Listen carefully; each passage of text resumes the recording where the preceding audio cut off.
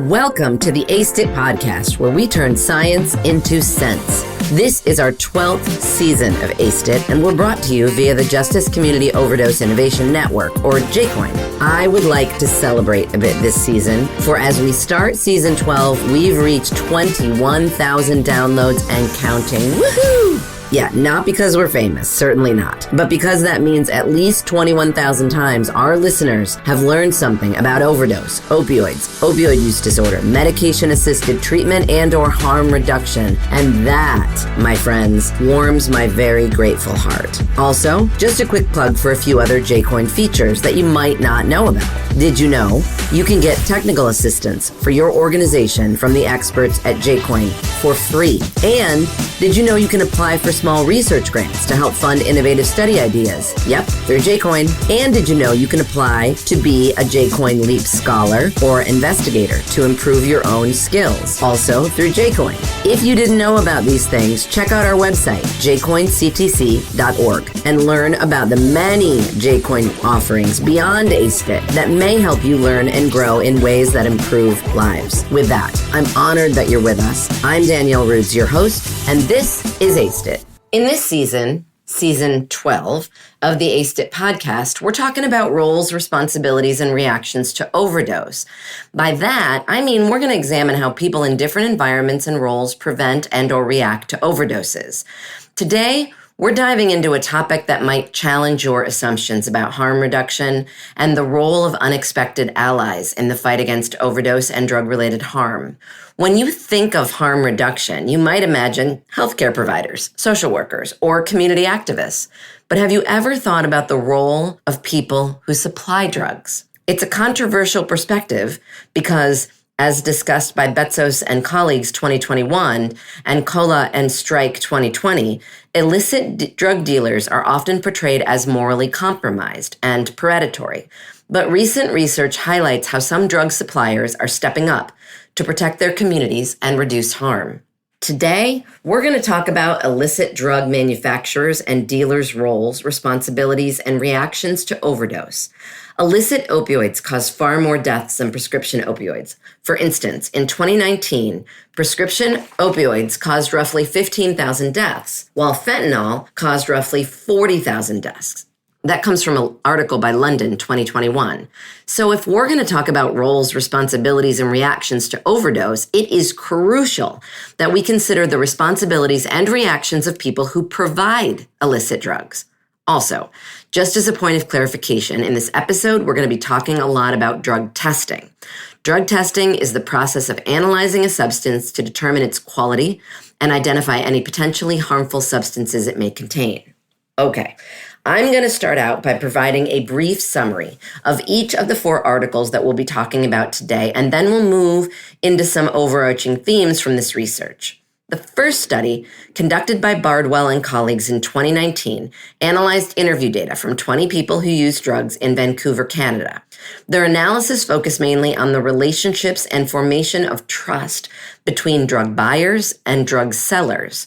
The authors found that participants often had a high level of trust with the people who sold them drugs, and that the length of the relationship, drug supply consistencies, and communication impacted the level of trust that people had with their supplier.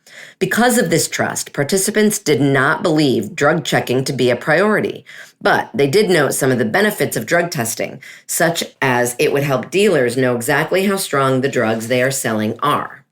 Moving to the second study. In 2020, Cola and Strike observed quote-unquote satellite site harm reduction programs in Toronto and interviewed 20 harm reduction service workers. To clarify, harm reduction programs like the satellite sites integrate people who sell drugs directly into service provision. So the interviews include people who sell drugs. From their observations and interviews, the authors found that people who sell drugs often try to protect their clients and the community by offering assistance on drug potency and refusing to sell drugs that they believe are too strong or are unsafe.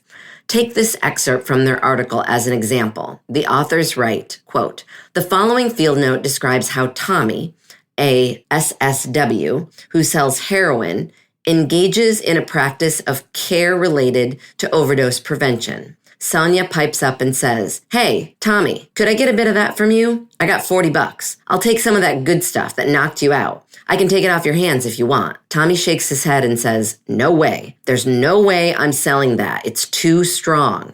Maybe it's cut with fentanyl, but it doesn't feel heavy like fentanyl. It had the smooth, gradual start like good junk, but it's really too strong. That could kill someone. I don't want to be responsible for that." Here, we see how Tommy protected Sonia from overdosing. The third article by Betsos and colleagues 2021 explores how people who sell drugs perceive drug testing technologies. The authors conducted participant observation and interviews with 26 people who sell drugs at harm reduction sites in Vancouver, Canada. Drug sellers tested their drugs for many reasons. Primarily, they cared about the safety of the buyer, and they saw drug testing as a way to reduce the likelihood of overdose. They also saw it as a tool for avoiding quote-unquote bunk or drugs contaminated with other unwanted substances. Some also noted that buyers were starting to request drug checks. They viewed drug testing as helpful in establishing their reputation as a good drug seller. The final article by Hedden, Clayton, and colleagues, 2024, interviewed 6 drug sellers who were trained through a harm reduction organization called the Never Alone Project in Indianapolis. This organization trains both people who use drugs and people who sell drugs. The curriculum is no joke. It's 6 weeks of weekly 6-hour sessions covering overdose prevention, safer drug use, legal rights, and infectious disease prevention. The authors organize their findings into 3 main themes. The first, the diverse ways in which participants promote and implement harm reduction strategies in their everyday lives. This part outlines how drug suppliers test drugs, use slowly, tells them to carry naloxone, and use the buddy system when using drugs to protect themselves and others. Others took it a step further, canvassing neighborhoods with informational cards and resources. The second theme in the article, how participants advocated for the adoption of harm reduction strategies within their wider social networks, talked about how sellers encouraged other sellers to test their drugs or dissuade people from buying from certain sellers who did not take harm reduction measures. The final theme in the article, participants' self-described moral and social motivators for harm reduction practice, described how people who sell drugs were motivated to start taking harm reduction measures seriously out of concern for the safety of their buyers and the community. Take James' story, for instance. After a buyer's overdose, James remarked, quote, "It blew my fucking mind, and it changed my life forever, and I vowed I would never let that happen to me again," unquote.